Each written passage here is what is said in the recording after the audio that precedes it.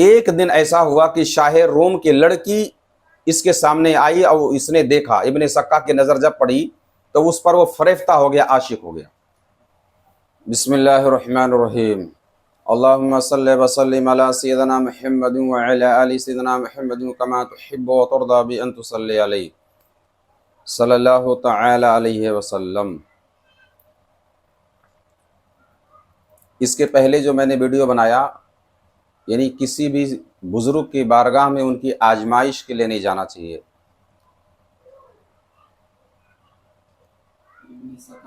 شیخ عبد القادر جیلانی رضی اللہ تعالیٰ عنہ، ابن سقا اور اس واقعے کے جو راوی ہیں، یہ تینوں کا واقعہ ساتھ میں پیش آیا۔ اب بزرگوں کے پاس، ان کے دربار میں، ان کے بارگاہ میں اچھے سلوک اور خوش عقیدگی کے ساتھ جانے کا انعام جو ملا، وہ بڑے پیر سرکار رضی اللہ تعالیٰ عنہ کی ولایت اور مقام غوثیت پر جو آپ فائز ہوئے، انہی کی دعاؤں کی برکت سے۔ یہ تو ان کی حسن نیت کے ساتھ جانے کا ان کو انعام ملا۔ اب جو شخص یعنی آزمائش کے لیے گیا کہ عاجز ہو جائیں گے ہمارے سوالوں سے، ابن سقا جو اس وقت کے کیا نام ہے بزرگ کے پاس اس ارادے سے گیا کہ ہمارے سوالوں کا جواب نہیں دے پائیں گے، وہ عاجز ہو جائیں گے، تو اس کی بے ادبی کا انجام کیا ہوا؟ جیسا کہ میں نے بتایا کہ بڑے پیر سرکار رضی اللہ تعالیٰ کے لیے آپ نے فرمایا کہ تم وقت کے غوث بنو گے۔ ابن سقا کو فرمایا کہ تیرے اندر میں آتش کفر دیکھ رہا ہوں، اور جو اس واقعے کے راوی ہیں ان کے لیے آپ نے فرمایا کہ تجھ کو کان کے لو تک کے دنیا میں غرق دیکھ رہا ہوں، کہ دنیا میں تو ڈوب جائے گا دنیا کی محبت میں۔ تو بڑے پیر سرکار رضی اللہ تعالیٰ عنہ کے تعلق سے جب آپ نے فرمایا، وہ تو بات ظاہر ہوئی۔ ایک وقت آیا، آپ نے اعلان کیا اپنی امامت کا، اپنی غوثیت کا۔ اب ابن سقا کی حالت سنیے، وہ آگے کیسا کیا ہوا۔ اب اس واقعے کے بعد ابن سقا جو ہے وہ علوم شریعت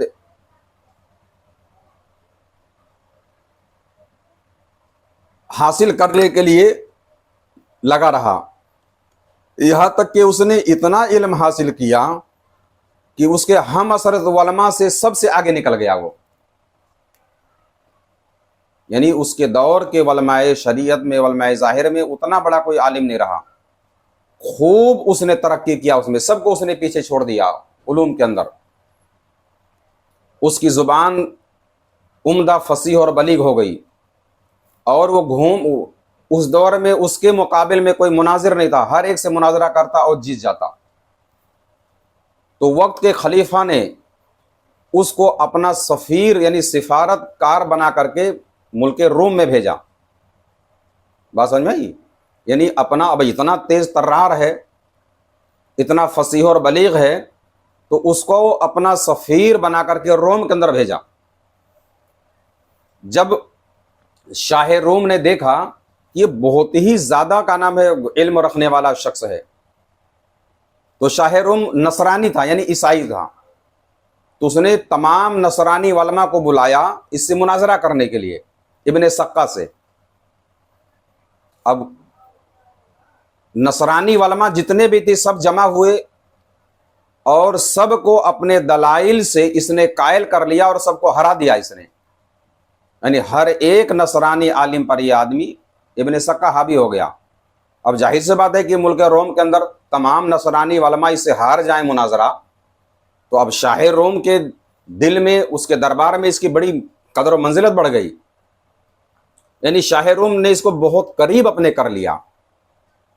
ایک دن ایسا ہوا کہ شاہ روم کی لڑکی اس کے سامنے آئی اور اس نے دیکھا، ابن سقا کی نظر جب پڑی تو اس پر وہ فریفتہ ہو گیا، عاشق ہو گیا۔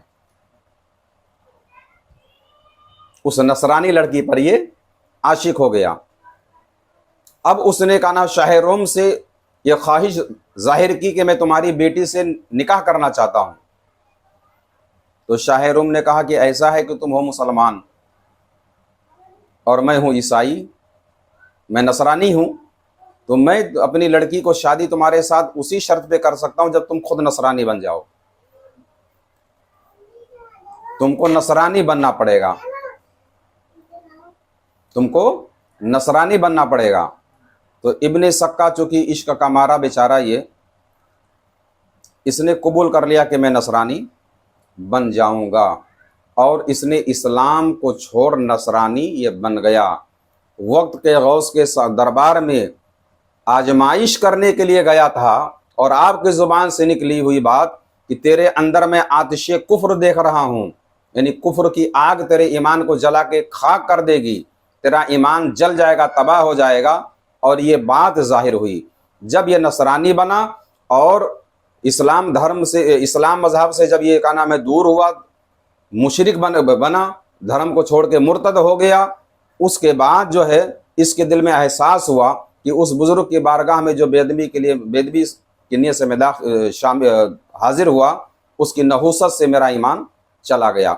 اب اس واقعے کے جو راوی ہیں ان کی باری آئی، یعنی ان پر تو ابن سکا کا تو اسلام گیا، یعنی وہ تباہ ہو گیا اس کا ایمان۔ اب یہ جو حضرت ہیں